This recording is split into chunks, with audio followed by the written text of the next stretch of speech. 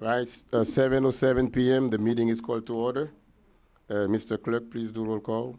Mayor Joseph, Here. Councilman Galvin. Here. Councilwoman Keys. Councilman Bieneme. Here. Vice Mayor Dezume. Here. Mayor, we have a quorum to proceed. Thank you very much. Let's proceed with the Pledge of Allegiance. At this time, we'll call Zuriga. Is Assistant Chief Zuriga? No, Officer. Thank you for confusing me. No problem. I pledge allegiance to the flag of the United States of America and to the republic for which it stands, one nation, under God, indivisible, with liberty and justice for all. And please remain standing while we call Pastor Lorenzo Johnson to please lead us in invocation. Let's bow our heads. Father, we thank you for this day, Father. We thank you for this council meeting, oh God. God, we ask right now that you bless our mayor, you bless this great city, oh God, and bless every citizen of this community, oh God. God, I ask right now that you get glory and you get praise. In your name we pray. Amen. Amen. Thank you very much. We may be seated.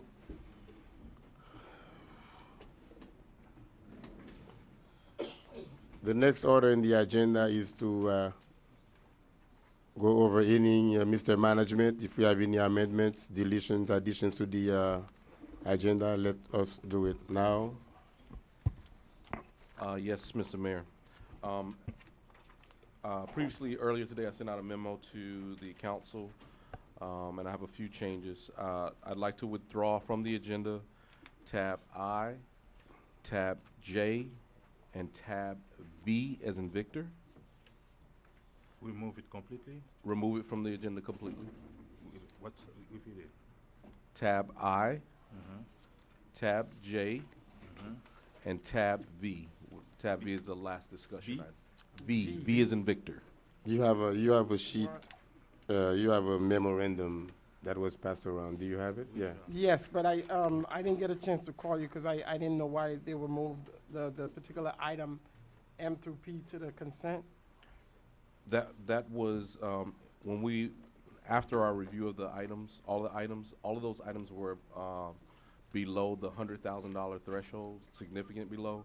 We had quite a bit number of agenda items tonight. So for the sake of expediency, I moved those items that were eligible to be on consent to. I'm asking that they be moved to consent. Mr. Attorney, is that legal, that we had already published it? Oh, no, Is no, that, no, that's okay. I mean, Yes, you can absolutely. move things to the Yes, consent it's legal. anytime. It's legal. Okay. Okay. So I'll continue. So as the Vice Mayor just pointed out, I'd like to move to consent tab M, tab N, tab O, and tab P. And then we wanted to have tab U as the last item, and now it is the last item, but consistent with public forum so there can be public comment during that discussion item. Okay, is this it? That's all the changes I'm So at this requesting. point of time, we should consider the agenda set. Yes, Mayor, the agenda is set. Thank you very much. Let's move forward. We're gonna go through some special presentations. I believe Mr. President from FIU is not yet present, so we're gonna skip this for now and go to a special presentation. We have two dignitaries among us from Haiti. Mayor Joël Janeus and I guess Assistant Mayor, I should say, Jean-Enoch Joseph from Cité Soleil, Haiti. So we're gonna go down and do some special presentation to them. And I believe there is one more after that. Thank you very much.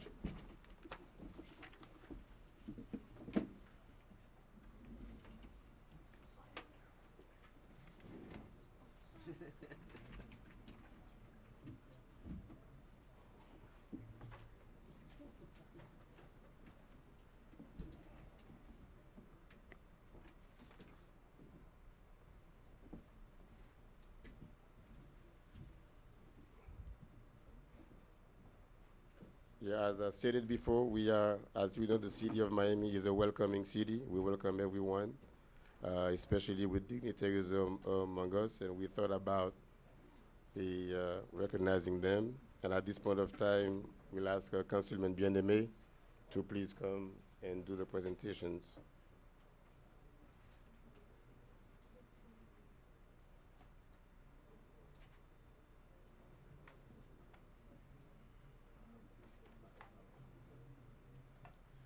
Good evening, everyone, and it's a pleasure to recognize the municipality of Cité Soleil that I know very well, and I work there with Father Volel, and in Cité Soleil, a city of more than 350,000 people, and we so happy that tonight we have the honor to have visited the city, the mayor of Cité Soleil, and Mr. Jean-Enoch Joseph, representing the city of Cité Soleil. On behalf of the residents and city council, we welcome you to the city of North Miami.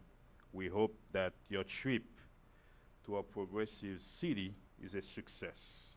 We thank you. Thank you very much. And the same for Mayor Joël Janeus from Cité Soleil is the same. On behalf of the city of North Miami, we want to welcome you to the city of North Miami, and we hope that your trip to a progressive city is a success. Thank you.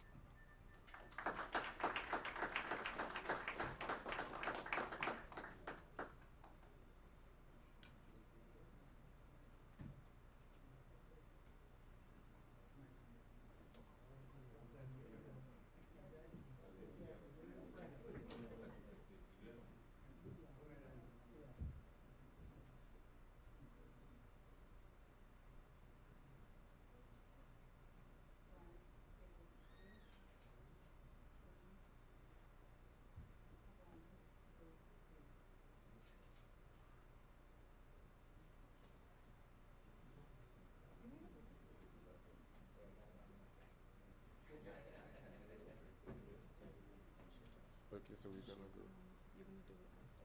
Let's do the Miami-Dade to do it.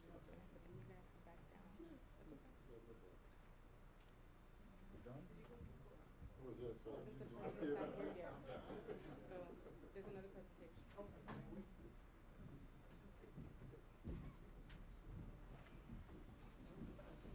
yeah, the FIU president is like 10 minutes away. Okay. Sorry about that. Yeah. All right. At this point of time, will Mr. Manager, would you please present the representative from Miami-Dade Community, Miami-Dade College. I'm sorry. See, College Foundation. Foundation. I'm a I'm proud to say that I'm a Hall of Famer of Miami-Dade College, but when I attended it, it was Miami-Dade Community College. So I'm stuck, I'm like stuck in infancy, So, Ms. Nairobi Abrams? Yes, right here. Thank you, Mr. Mayor and council members. for Actually, having she's us. my former neighbor. That is true. How do I make this work real quick? Just hit. Oh, perfect. Thank you for allowing us to come here tonight. We would like to present an initiative that Miami-Dade College will be starting in 2017. It is a black Hispanic student male pipeline to college. One of the things that most of us see in statistics is the need to have more males, specifically black and Hispanic males, attend college and graduate. With this pipeline initiative, we plan on working with some of our board members of our foundation that will be committing funds to this. One of our chair is the chair of this particular initiative is Al Salas, who's an alum and owner of Pizza Huts from West Palm Beach all the way down to the Keys. That will be assisting funding the initiative. Our goal is to shorten the gap of the number of Hispanic and black males that actually attend and graduate college. One of the things that we are doing here at the college is using our longstanding projects such as the Bill Gates Initiative, a lot of our wraparound services to really focus on Black and Hispanic males to not only get into college, but do the wraparound services such as social services, tutoring, all of those initiatives that will allow a student to not only attend, graduate, and then go into the workforce. Our initiative is really to focus on the next 2 years is to get 100 Black and Hispanic males into Miami-Dade College and to graduate, either with our associate degree programs or moving them on to our bachelor degree programs. We wanted to tell you from the city of North Miami how many students, it's not broken up into male, female, but how many students actually are currently enrolled at Miami-Dade College, which is 7,713 students. Obviously, the majority of them here are in our North Campus, our Wolfson, and our medical campus. We do have some students in our Homestead campus. This particular initiative will be initiated at our North Campus and Homestead campus. We will be starting with students in their junior year in high school and senior year, and moving that initiative forward. I do have the cost of tuition, but before I get that, one of the things that's unique about this initiative is with our corporate partners such as Pizza Hut, Florida Blue, Hilton Hotels, is for the students to have summer jobs, and then also have, if they're a junior, have their summer jobs as a junior, and then deal with some wraparound services going into their senior year, and then in their senior year have a summer job, and at the end of this program have a 2-year scholarship at Miami-Dade College, you know, for them to enter. And it's a full scholarship with tuition, books, and fees. One of the things that we're here tonight is to talk about having a partnership with the city of North Miami and committing to us to not only promote the program, but also possibly fund some of the scholarships that we will be doing. That's it. Through the mayor, I met with Nairobi now a few weeks ago, and the request is for the city to consider the partnership. What I wanted to do is have her at least present the program to you this evening, and bring back at one of our future meetings a specific item for your consideration. But that today was just about them presenting what the program was and the program details. So It's important that you know that we're holding the students' hands throughout the process that would enter this pipeline initiative. Any questions? What will be the financial obligation again? The only financial obligation is, remember, we're looking at about 100 students, is from your perspective, if you could look at supporting 3 to 5 students on an annual basis. You see the number is 100 students that will be filtering through this program, so we're not asking you to fund any other wraparound services, specifically student scholarships. If you go back, student scholarships is about $1,418 a semester. That's all the tuition and fees, and just really looking at a couple of scholarships in that perspective out of the whole pool of 100 students. But again, if we work together, we would come back how to leverage our partnerships. Our idea is to really have partnerships with the 2 cities, City of North Miami and Homestead, where our 2 base campuses will be pushing this particular program. See, our campus will be here, not in North. The North Campus. North Campus. Yeah, Oh, North okay. Campus. Question? Go ahead. Yeah. So these scholarships, they will be for North Miami residents, correct? Yes, absolutely. Okay. Yeah. So it's $1,400 per student? Yeah, Is that for the entire, per semester. oh, it's per semester? Per semester. $1,400 per semester.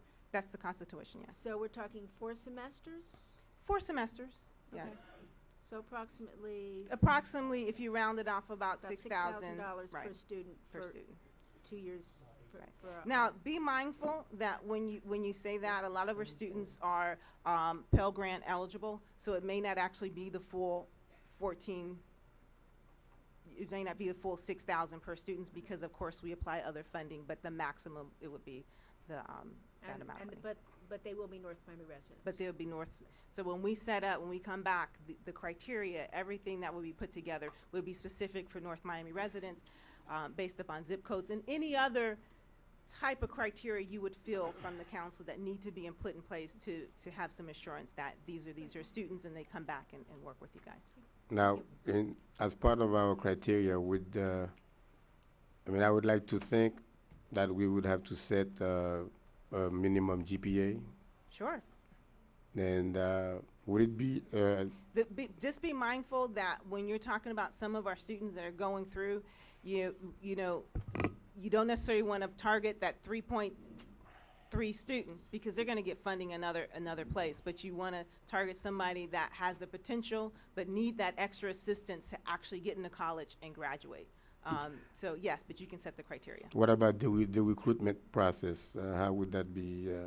The recruitment process, we work with you. I mean, the beautiful thing would be to really, announce the scholarship on your website, going into the schools here in North Miami, really doing that recruitment and working with the schools here. We already have some of the partnerships with schools here, but just really making sure that it's part of the fabric of North Miami.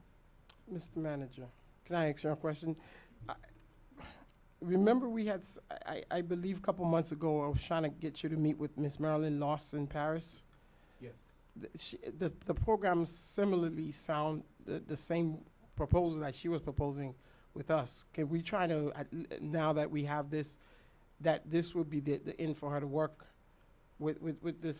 Because we are.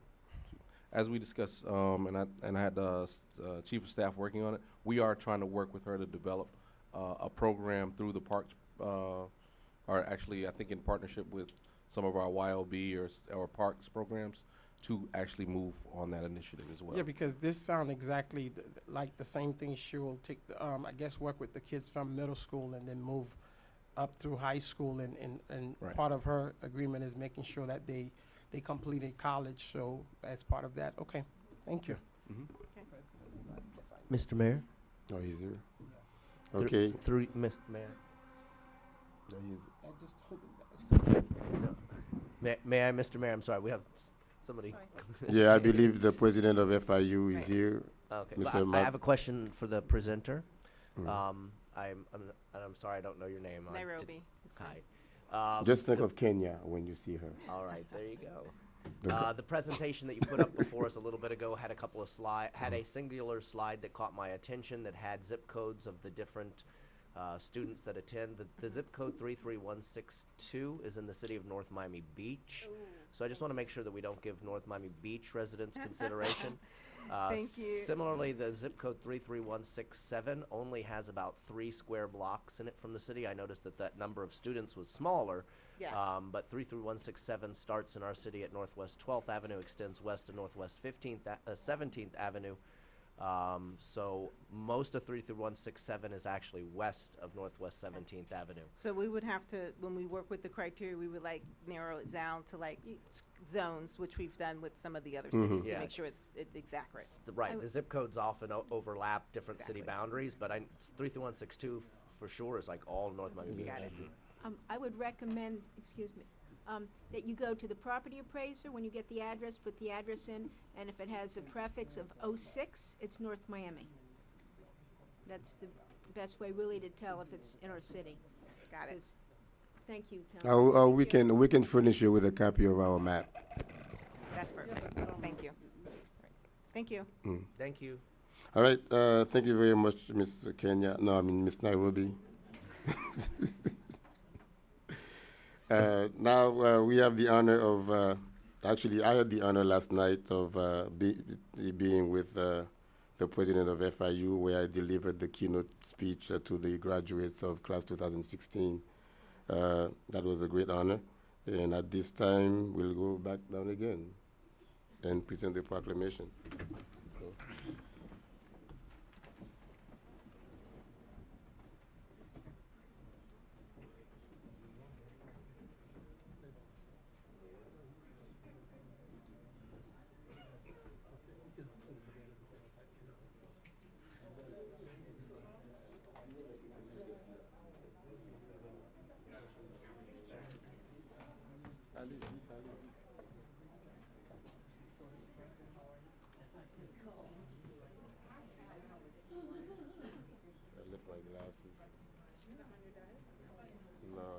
there. I think it's.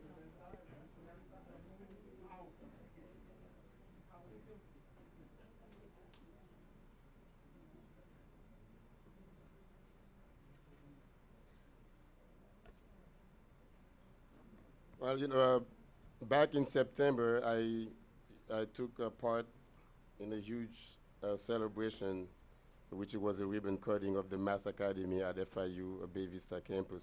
It was a very great moment to see all the accomplishment. It's good to actually witness, to be some of the witnesses of the metamorphosis of not just our city, but the great Florida International University. So at this time, we're going to try to make it short because we have a long meeting, I was told. I'm presenting this proclamation on behalf of the whole council. On behalf of District 1, Councilman Scott Galvin, and District 2, Councilwoman Mariellen, no, not Mariellen Stereo. District 2, Attorney Carol Keys, and District 3 and 4, Mr. Philippe Bien-Aimé. Where is District 4? District 4 is Mr. Alex Desulme. Now it's going to be up to you guys if you want me to read all the whereases, because I can if you want me to, but I would rather not. Huh? Huh? Well, as I always state, I mean, it's always a good privilege, a good opportunity for a city to have a good relationship with a major, when I say major, I mean major university in our nation. Florida International University represents us very well, and wherever I go, you are one of the institutions that I mentioned besides MOCA and all the great things that we are doing in North Miami. And with that being said, education is a very important part in our society. Without education, what can we do? Nothing. And it was heartbreaking, I would say, last night when I stood before close to 400 graduates, and I looked in the eyes of all these college graduates, and you think of 4 years before, even 10 years when they were in elementary schools, middle school, and the years that they go through, all the challenges, the obstacles they went through, elementary school, junior high school, and the Mass Academy is one that will really attract a lot of brains in our city. And I really applaud you, Mr. President, for being the undertaker of this great venture. So that wasn't too long compared to the whereases that I could have read. So at this moment, I will present you the FIU Mass Academy with this proclamation on behalf of the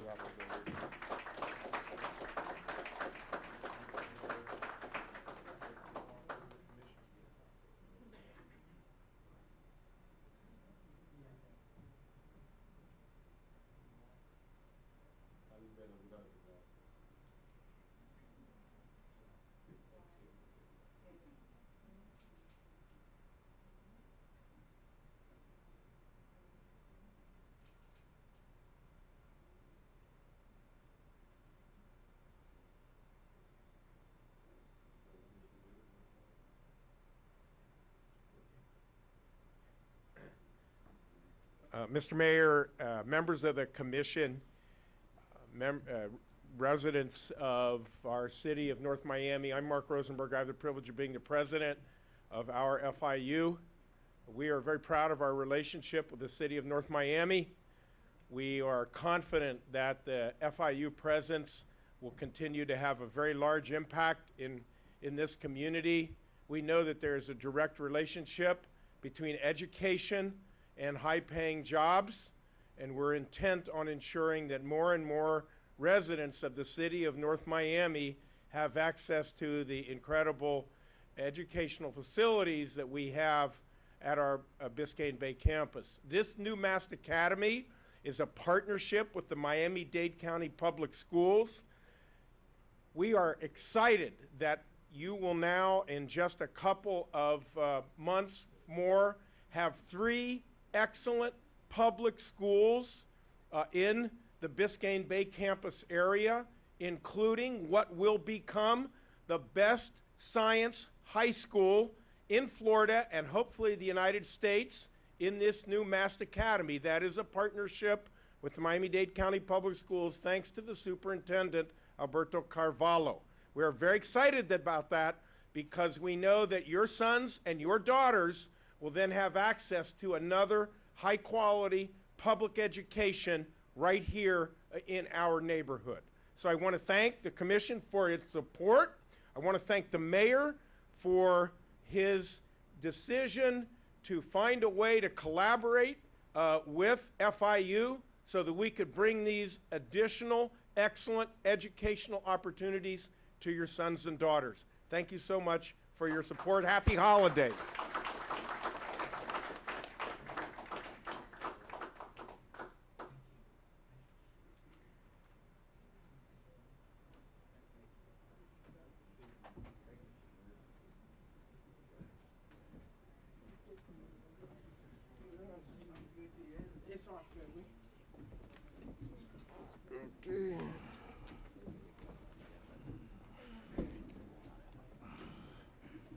Okay, I believe we may have some the CD event announcement. One more presentation. It's about the special presentation on by Dr. Ramon Leon. Yes. Did I pronounce it right? Yes. Mayor and Council, this is, I think, all of you know we've been working on the issue of utilization of pesticides, herbicides in the city. At the direction of the council, Parks Department reached out to Dr. Leon and University of Florida to assist us with some analysis. And he's here to present all the way from Tallahassee or? Close to Pensacola. Close to Pensacola tonight. So with that, I'll pass it over to him, Dr. Leon. Okay, well, good night, and thanks so much for this opportunity. Good night to everyone. And what I want to share with you a little bit is some information about a lot of concern that the public has about specifically the use of a herbicide called glyphosate. So what I want to do is explain to you a little bit what this herbicide is, how it's used, and what brought about all these concerns from the public, and what is the science behind the safety and use for this herbicide. So glyphosate is a very unique herbicide. It's one of the few herbicides that actually has what we call a broad spectrum, so it kills a lot of different plant species.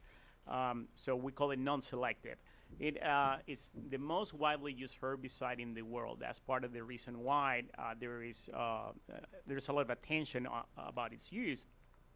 It's mainly used in row crops, in crops that have been modified to tolerate this herbicide, so what we call glyphosate-resistant crops. We're talking about mainly corn, cotton, and soybeans. It's the use in urban areas is limited because it kills a lot of different plants. So we use it very specifically where we can apply it. We cannot apply it, for example, to our turf because we'll kill it. We cannot apply it to our shrubs or ornamental plants because we kill them. So we use them, for example, in roadsides. We use them in sidewalks. We use them in areas where we can go and directly spray them with minimum risk of injuring other plants. One of the advantages that this herbicide has is that it's what we call systemic.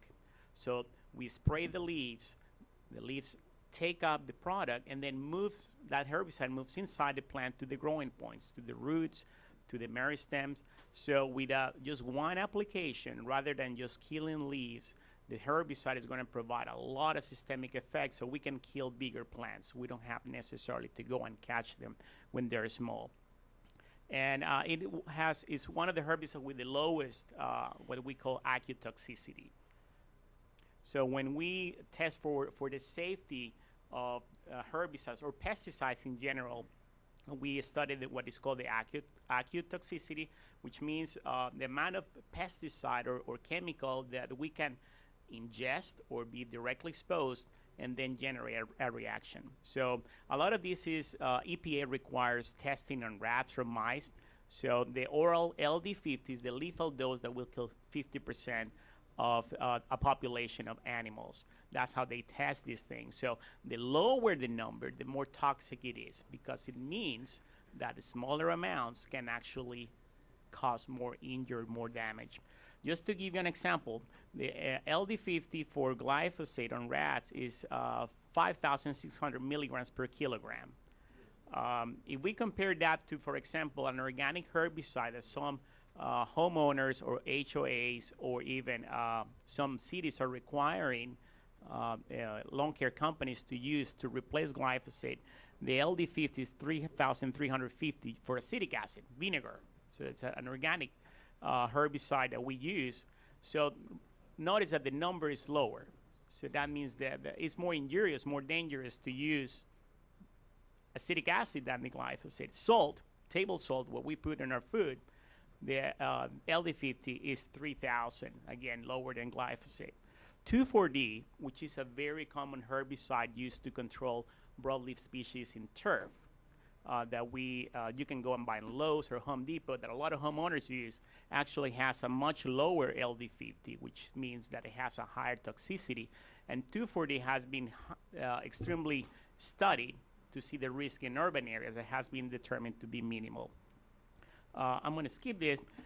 Why is it that there's a lot of people that have been expressing concern about glyphosate use in our urban areas? And last year, one of the divisions of the World Health Organization, the International Agency for Research on Cancer, classified glyphosate as probably carcinogenic.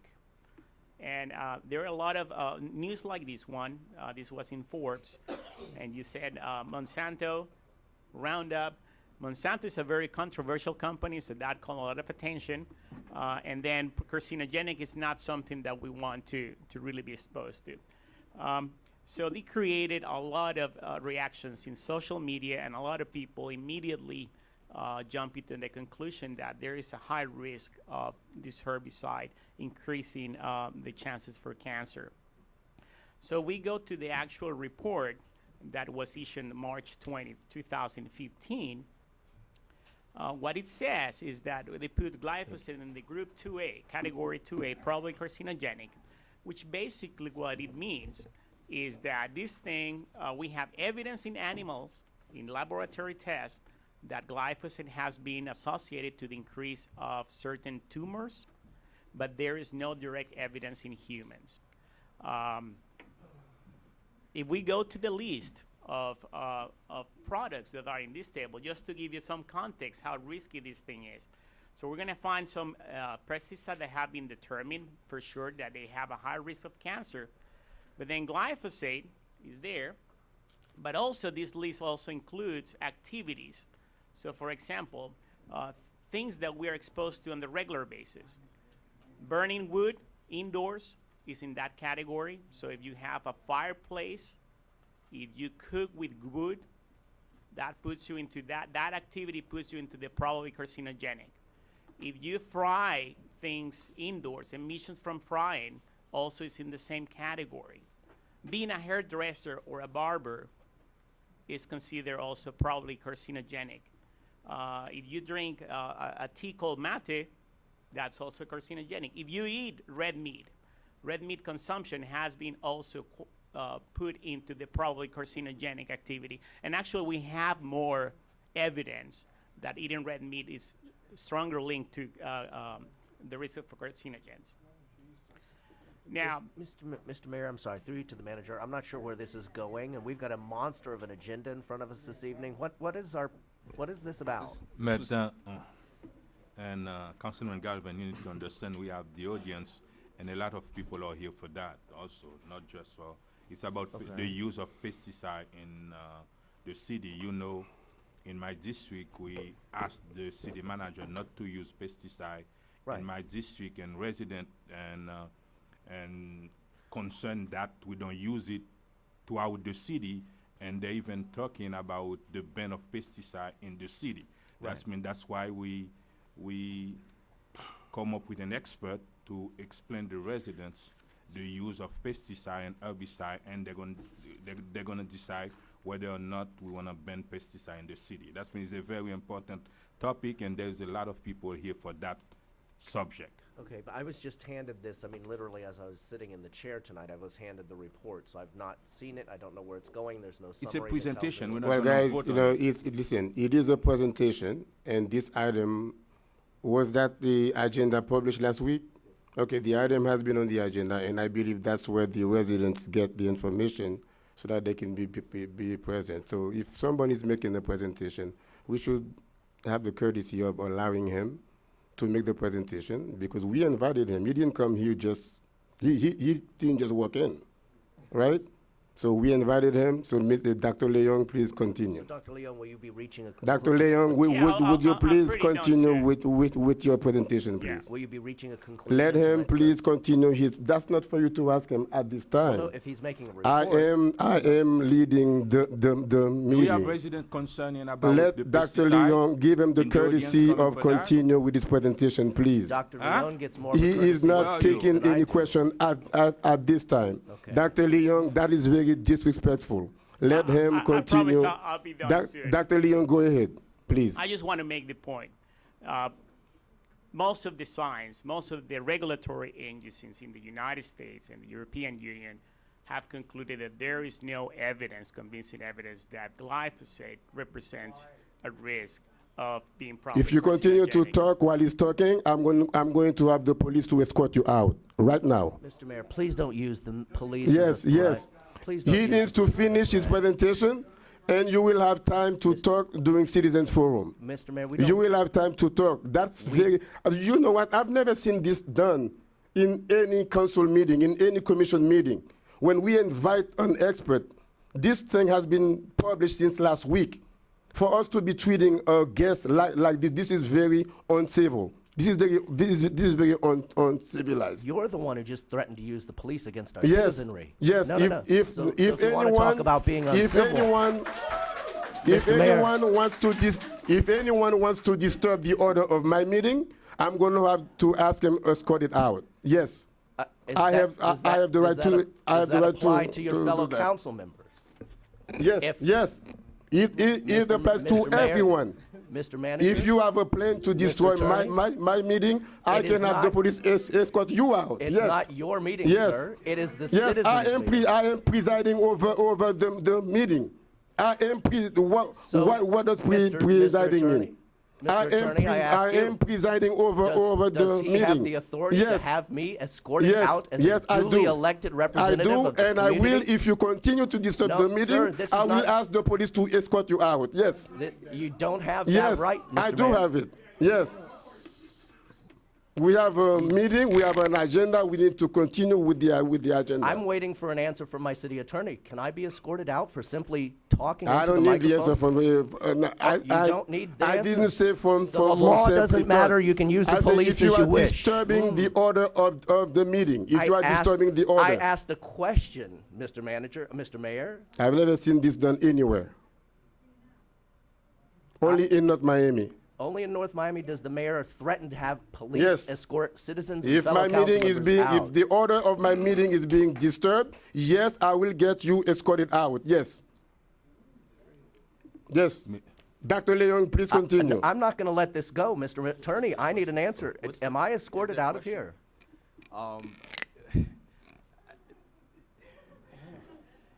I understand that emotions are high, but I would recommend that you not have the police escort Yes. any member of the council. What is the order supposed to be? When someone is making a presentation, There should be for decorum. any member to talk, what are they supposed to do? Mr. Mayor, you are the Yes. you are the chair of the meeting. Yes. Under Robert's Rules of Order, you chair the meeting. Yes.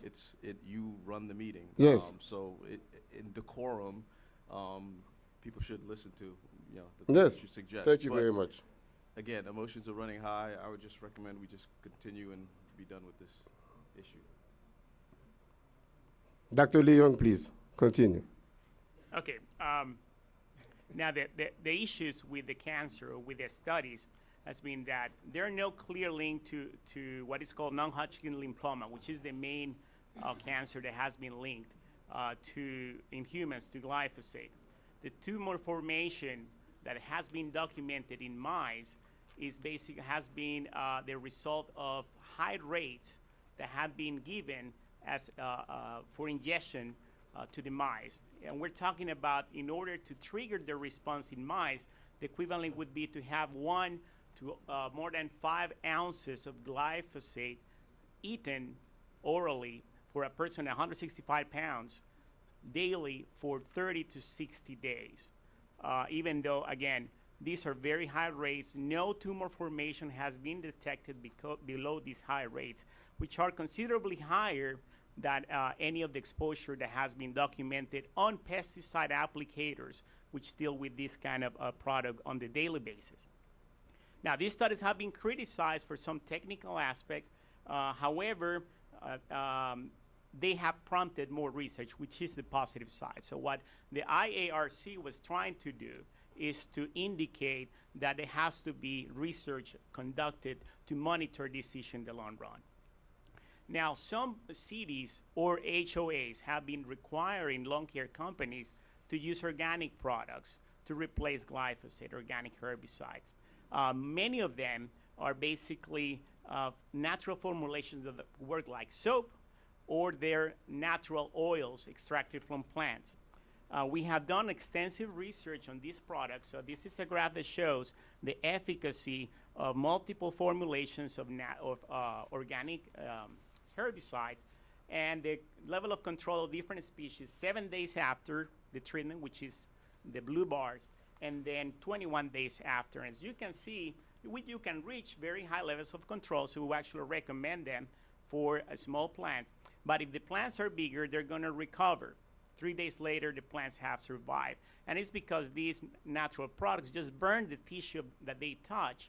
They don't move inside the plant like glyphosate does. So this is for wood sorrel. So you can see that there are different levels of efficacy, but general, these products, after a week after they're applied, the plants start to recover. So what are the alternatives? So if a city or a community decides to ban the use of this herbicide, they have to be aware that they will not, most of the weeds that we treat with glyphosate will not be properly controlled. And so eliminating the use of a herbicide like this, what it will result in is more hand weeding, which is fine if you have the time or the resources to control those weeds. The public that demands this, and that's what I told HOAs when they call me, when they're signing the contract, is that there are no real alternatives that will work in the same way as glyphosate does. So if they're going to require their lawn care company or their homeowners, for example, if I live in an HOA, so they require me to keep those weeds under control without these tools, I'm going to be basically forced to use more labor. And we have estimated that equivalent for control would be 4 to 10 times more passes of action using hand weeding. And the cost could go up to 400 to 500 times at least for the same level of control. In most cases, these have implications. So it has complicated the dynamics of how these weeds are managed. I guess the point that I tried to make is the scientific evidence doesn't justify this fear of potential cancer triggered by glyphosate use. There are other things that we do on the regular basis, like barbecuing, eating red meat, that actually we have more evidence that is related, that those activities are related to cancer. But if we decide to do that, and again, my job is just to support citizens, help them manage the weeds with whatever strategy they want to use. But what we cannot is expect the same cost and the same level of control without these tools. So if we decide to move and ban these tools, we have to be aware that we're going to end up with situations that are more weeds. Either we tolerate the weeds, or we should be ready and willing to pay a lot more money to control those weeds. So with that, I'll stop, and I'll be happy to answer any questions you might have.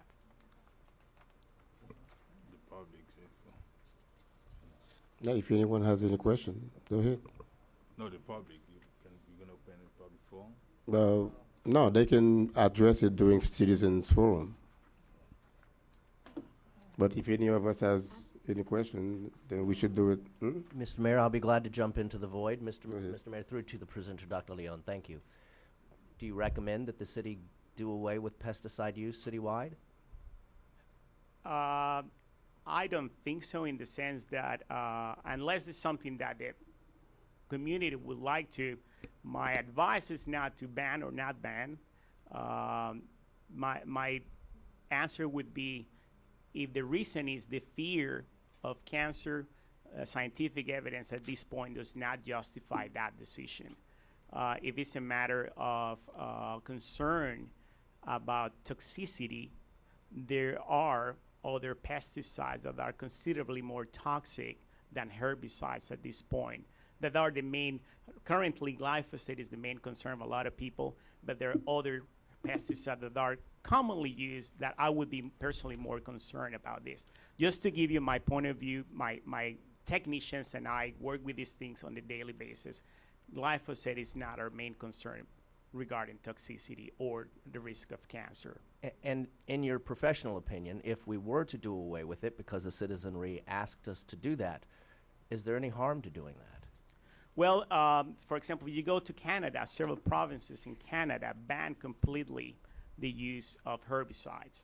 And the way they did it was there was wide consensus in that people and citizens were willing to let the weeds grow, that lose the aesthetics that they were used to. So if that's what people are willing to do, it's no problem. I mean, you just have to get used to a very different landscape. If people are not willing to do that, for example, I deal with weeds, that's my job. I don't like to go back to my home to hand weed or spray stuff, but my HOA fines me $35 a day if my front lawn doesn't look the way they like it. So, in a world of of climate change and other considerations, I don't know that we necessarily would, in my opinion, we would want to put an HOA's concern over the well, the problem impact is on the when environment. you enforce and restrict the access to the tools, you're leaving a lot of people between two responsibilities. So that's why it's very important to keep in mind the chain of events that would be affected.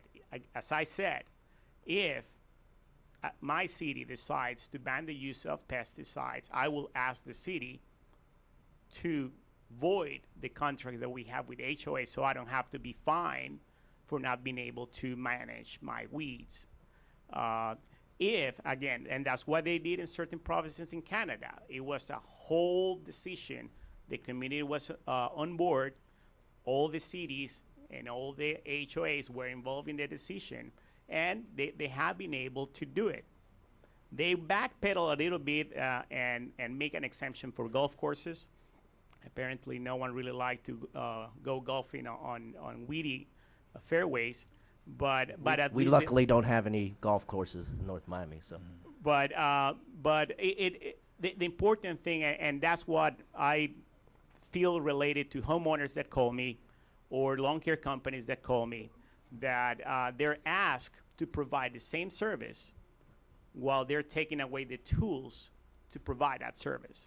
So if we do that, we have to be mindful that we cannot expect the same level of weed control and for the same cost. That if we want weed-free scenarios or the same aesthetics and we remove those tools, we'll have to pay for the extra hand weeding and labor that will require. Thank you. My If next I- question. Oh, Go ahead. my next question is for the city manager. Mr. Manager, Dr. Leon is obviously very learned in the field. How did you come to select him as the presenter this evening? Actually, our park staff did research. We actually contacted a few universities because we wanted university help. And I wanted to put on note, we did not pay for this. This is something that the university, I guess they do it around the country, so we pay for his travel here, but other than that, they did the research. So Okay. it wasn't something that we pointed in a direction. We just asked for the information. So how did we come to arrive with Dr. Leon as our presenter this evening? You can give you know. Derek can give you the specifics.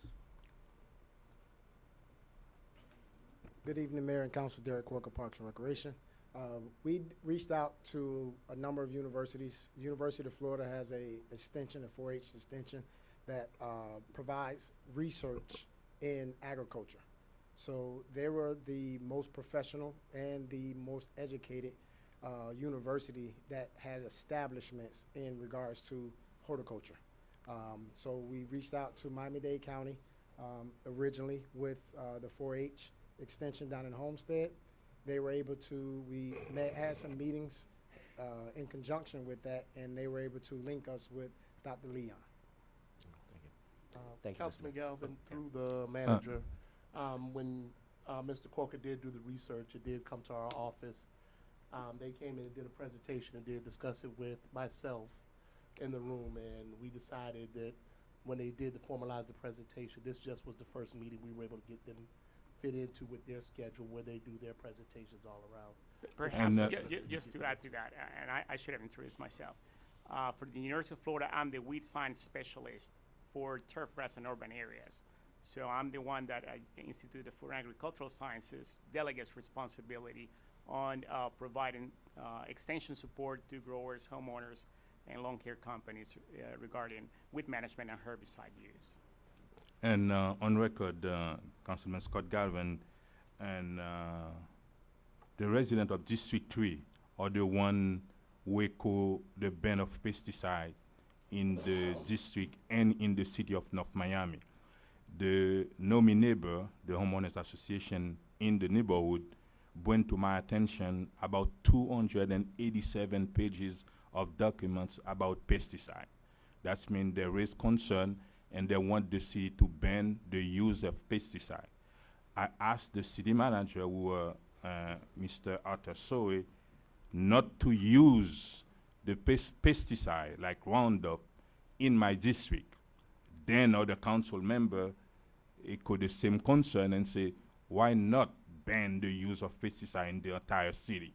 That's why we asked Park and Rec and the city manager, why don't you bring expert to tell us what will be the consequence if we don't use pesticide in the city? And that's how we come up with that idea. Couple questions? Yes, go ahead. Yeah. I'm sorry, Councilwoman has a few questions. Okay, thank you. Mm. Number one, is glyphosate the type of chemical that we were using in our city? It's the active ingredient of Roundup, and I think probably it is. So that was my other question. So this is the chemical in Roundup, and we were using Roundup. Okay. And the only other question I have is you didn't mention the effect that glyphosate has on bees and other pollinating insects. Okay, that's a good question. Most of the effects that have been documented on bees and pollinators are not a direct toxicity on the bees, but actually on the elimination of vegetation that serves the role of being the pollen source or nectar for those bees. The toxicity on the bees in itself by the product by direct contact is a lot less important on the life cycle of the bees, as the fact that when we spray Roundup, we're eliminating a lot of species that might be the source of pollen and nectar for some of those bees. If we apply that broad at a large scale, like is done usually in the Midwest in row crops, the use that we do in cities is limited again because we cannot spray Roundup as a broadcast application because we'll be killing a lot of desirable vegetation. So most uses within cities are limited to sidewalks, roads, so in areas where the weeds are growing between cracks, and then in parks or roadsides or athletic fields where we don't have other vegetation that we're trying to, the base of a wall or a fence. So the use actually is limited within the cities because of these characteristics of being a broadcast application.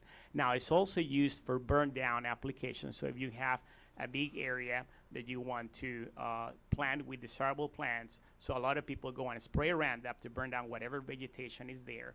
Usually it's 1 or 2 applications, then they go in and put plants that they're trying to apply. Homeowners usually apply it in ornamental beds at the base of shrubs or trees, and but it's what we call spot applications, not broadcast applications, because of this characteristic of killing different plants or desirable plants. What does our city do? What is our method that our city does?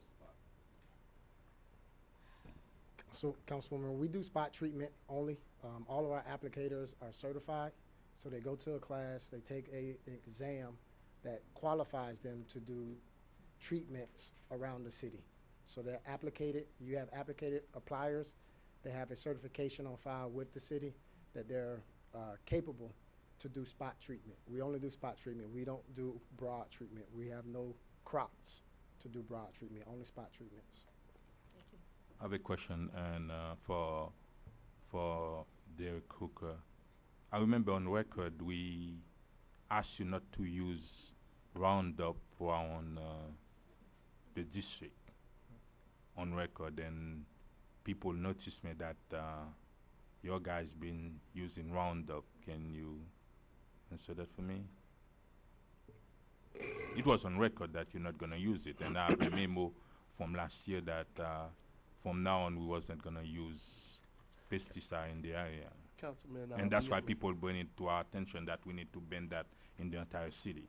through the mayor and through the manager, the incident that that was referred to when they did see individuals out spraying, we identified it was as one of our vendors that was out there was doing maintenance in the medians, and they were doing this pesticides, and we told them to stop spraying it in District 3. It was just an oversight when we did ban it that we stopped our staff from using it, but the vendor who does the medians was using the application in the median. So we have spoken to that vendor, and they're no longer. Okay, if using I it understand, that in means District 3. staff from Park and Rec doesn't use Roundup in the area. In District 3, they don't. Okay. Okay, so Mr. Mayor, then through you to staff, District 1, through its representative, respectfully requests the same consideration effective immediately. That's why we're having that conversation, is because you guys request that and you didn't want to let him finish. Well, but the thing is, I know that homeowner groups in my district have asked for that ban before, and we didn't do anything, so if we've That's why we bring banned it in- expert before we decide. Well, let me. But it was already decided for Yeah, District yeah, 3 yeah. through your request. All I'm asking for is the same consideration I that a fellow understand that. councilman You're has asking already that right received. now. That is because the resident from my district said, okay, you don't want to do it, you want to do it in District 3. Why not in the entire city? Because they're concerned about the health of the other residents. That's why we said, okay, we're not just going to decide banning pesticide. Let's bring expert to tell us what need to be done. And from what I hear from the expert, it's not a problem to ban the use of pesticide. It's just the cost and will be more, right? Considerably higher. Okay. But it's not a bad thing to do for a city. It's just based on cost, right?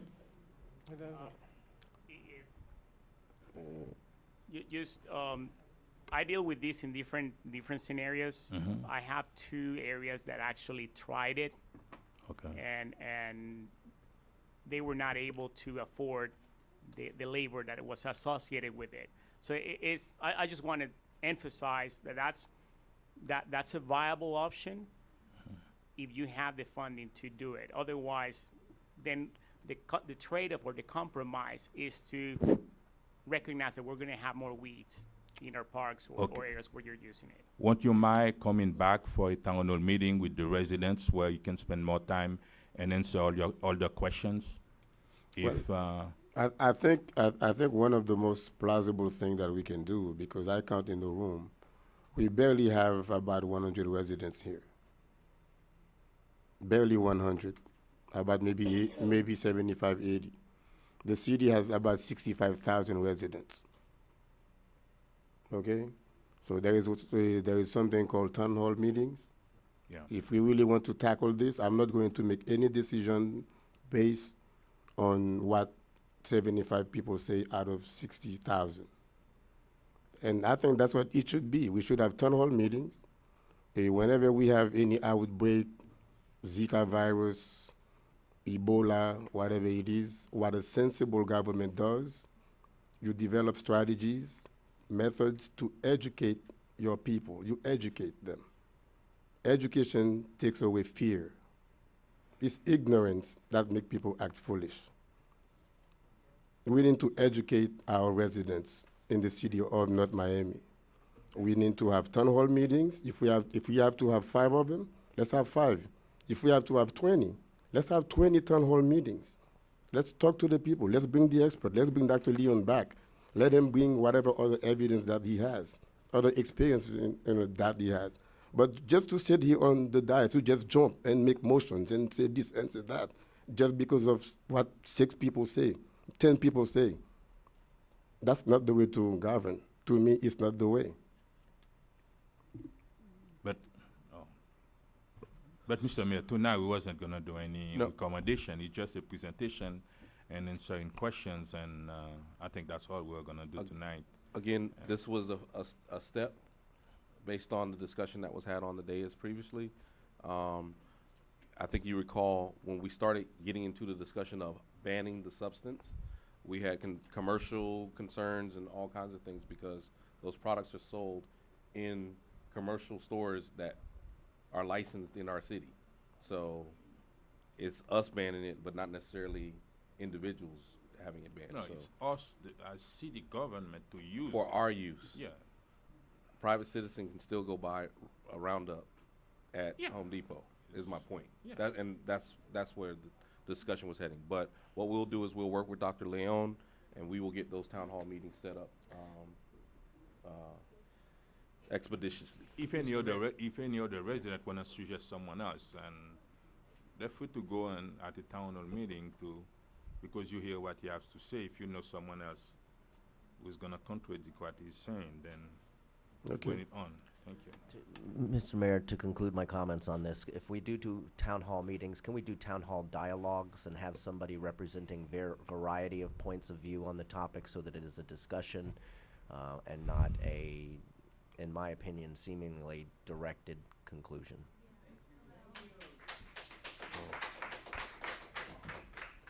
All right.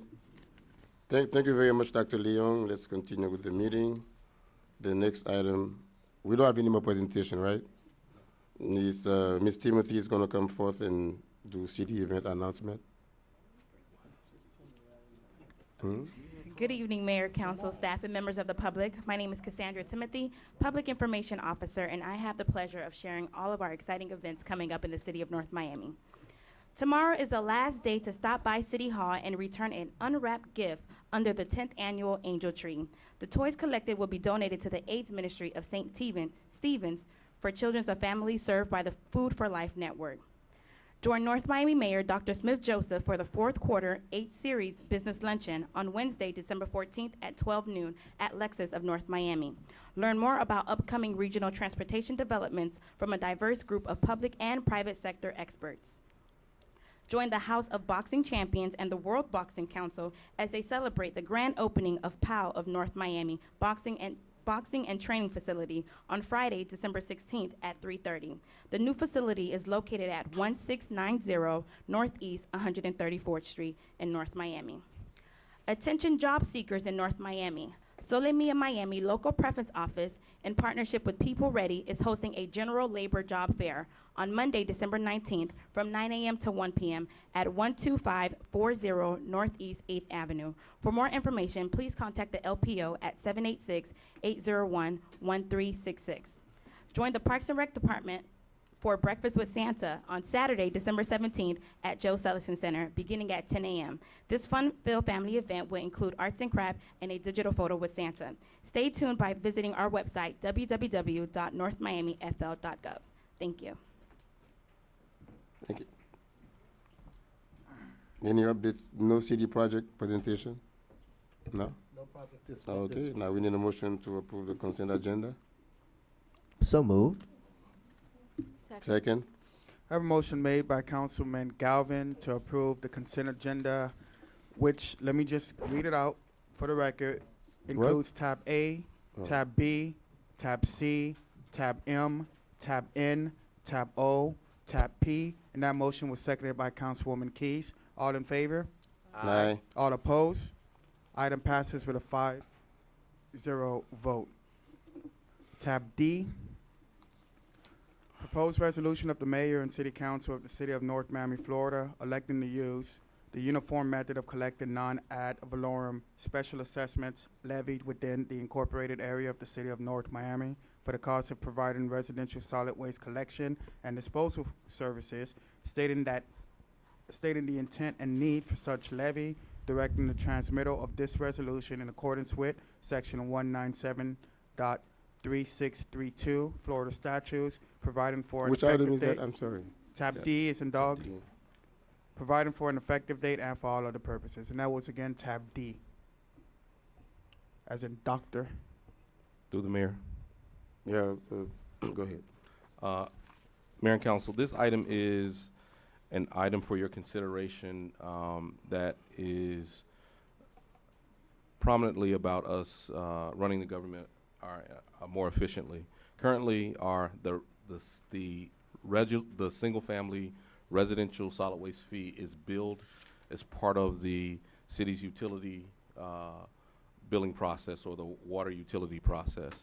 The predominance of the cities in the county actually have this solid waste fee on the non-ad valorem portion of the tax bill. What this does for the city from a collection and efficiency standpoint, it allows for a better collection rate at the end of the day because it is collected one time.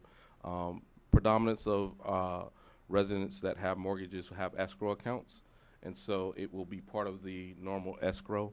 The number that we're talking about shifting is $256 that's collected annually from the water bill and putting $256 onto the tax bill. So from a cost perspective to the residents, it is neutral.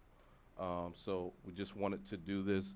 And speaking with the tax collector at the county, while we've properly noticed and advertised the item, it could potentially take more than one tax cycle in order to facilitate this change. So it won't necessarily be part of the tax dunnings that go out on July 1st with the budget process, but perhaps will be the following part of the following fiscal year in order to set up all the accounts. We'll know that more if this item passes and we're able to get into the logistical details with the county. So with that, I'll ask for your consideration. So with that being said, since you see it might take anywhere from 6 months, 9 months to a year. The county tax collector told me it could take as much as 18 months. 18 months to get it done. So we've been doing that process. Even if whatever we decide tonight, we can come back and undo whatever. We do have that. Yes, Mayor. All you're doing tonight is authorizing the manager to take that action. If at some point during that 18 months you all decide you want to change it, then you can have another resolution to change it back. Okay. Okay, at this time, I fail to recognize the presence of former Councilman Marcellus, who's in our midst. Welcome back. Well, you've been coming back.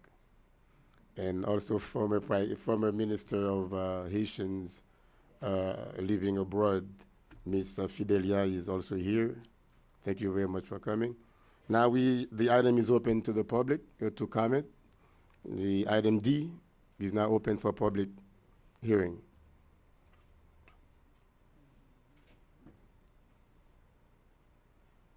Good evening, Karen DeLeon, 1935 South Hibiscus. I did read it. I didn't understand it, which is not a complaint. It's that going forward, I think that the public will need to be educated in a different way than the way it was advertised, because for the common person reading that statement, they really don't know what the heck you're talking about. Is recycling included? Any portion of the residential service, so recycling is part of our 256, so yes, it's included. Okay, so for someone that's a landlord of a home, if the tenant is paying the water bill, the utility bill, the tenant has been currently paying that, so now the landlord is going to be coming up with that extra 256. So I just think some form of heads up would be appropriate. I'd actually like to address that issue. One of the things that we've been doing in finance as part of our cleanup on the lien side is rectifying the fact that we've not been properly leaning. The solid waste portion of the bill is something that is attached to the property and not tenancy, if you will. So we knew as we clean up that process, we will start for those landlords who say the tenant was not paying the water bill, which we have a lot of those cases. We would then be leaning the property owner. So we're in order to prevent all of being involved in the tenancy between the landlord and the tenant, because there are some statutes that protect the landlord in a tenancy situation with regards to the water and sewer utility. It does not have that same protection on the solid waste or the solid waste service side. So are you saying if my tenant is paying the water bill? And the solid waste fee is on there, and they didn't pay it. Right, then I'm obligated. So going you are. forward, this is actually a plus to landlords, where the landlord can now more confidently say, It's been you're in paid. charge of the water, Right. and if that tenant does not pay the water, the Turn it city off. will no longer be placing a lien or putting the responsibility Well, on me? We will. You are always protected on the water side. Okay. Statute 180 During the time. states that if you have a tenant using water service and that tenant does not pay the bill, we cannot lien your property. Now, if it's the homeowner, it's a different situation. Perfect. Okay. Thank you.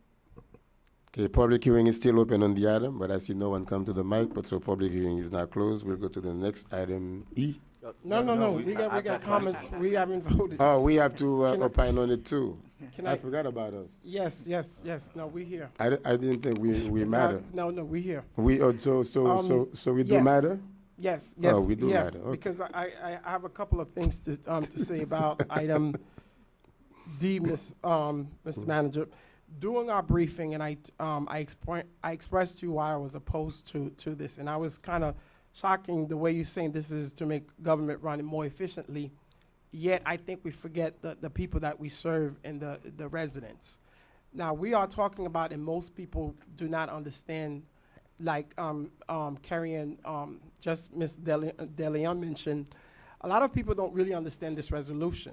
What this means is your home will go up eventually. And we have folks who are barely making the way of life to even pay their water bill. Now, when I went out and talked to people in my community, they told me they'd rather have their water turned off instead of them losing their home, because that's what this is about. Because you are adding extra money to somebody's mortgage that to you it may not be much because it's 200 and something, but imagine if somebody's struggling to pay a $300 water bill. And now you're talking about adding to their mortgage. That, of course, their monthly payment will increase. Ms. DeLeon also mentioned something, Mr. Manager, about the renters, and you added something that the renters would not be covered, et cetera, part of the conversation that was going on. I understand that's a separate issue that we need to address moving forward, because I did talk to someone in utility. The issue was if somebody rent a property, and whoever's occupying the property use the water, and the I guess not the person who owned the property, but the landlord is responsible. So that's a whole entirely different issue, and I don't want us to really get this with this resolution, because this is really about putting up, although this will be good for the city, but you do have people in this city this will affect very, very muchly, and I think we need to keep that in mind. Although it's collecting wise, it will be a great thing for us, but we do have folks who are not working and folks who are making minimum wage, increasing their mortgage through, and that's our difference between the city of Miami and us. And the cities who does this, that's because they're not North Miami. So you do have to take everything into consideration of putting somebody's mortgage. If you're really serious about this, we need to have a town hall meeting. I understand this council, a couple years ago, did pass this resolution. They had to go back and change it because of the outcry once the community find out what was happening. So we do need to clarify these resolutions, take it out to public hearing. If the entire community, this is something that they think will be okay, I'm all for it. But right now, I cannot support it just because of these things. Thank you. I have a question. And Mr. City Manager, if I understand, you're gonna take the sanitation and add it to the property taxes. Is it correct? To the non-ad valorem portion of the property tax bill. I understand that. That's mean tax increase on the property property taxes, right? On the tax bill, yes. Okay. We did that 3 times before in this city, and we have to resent the resolution because people, I'm not done. People don't want it. They don't want the property taxes to go up. They prefer to pay the struggle and pay the water bill than doing that. You talked about that maybe a few months, and I told you, you don't have to, don't come with it. Because I know the residents don't want it. Because I'm gonna give you another example. You have a water meters, right? Mhm. They've been there since the 60s, right? Some of them are not completely accurate. If there is a leak, there is a problem, right? Now it's gonna be added to the mortgage. By the time for them to come back to you, but No, it's a no. bill. When you gonna send the bill to Miami-Dade County to collect No, the sanitation? This portion of the bill has nothing to do with the water at all. Okay, that's okay. It has I absolutely understand nothing that to do part. with the water. But this been brought to us 3 times. Okay. And we have to recall that because the resident don't want it. And I don't think right now there's more than 5% of the residents that know tonight that we are gonna vote on a resolution that's gonna put the sanitation on the property taxes. That's been, I won't be able to vote for that because I voted for it before, and after that the residents said no, they don't want it. And I won't be able to vote for that. Okay, go ahead. After Councilman Galvin, I have a question. I have to echo what the 2 council persons before me have said. If you live long enough, what's old becomes new again.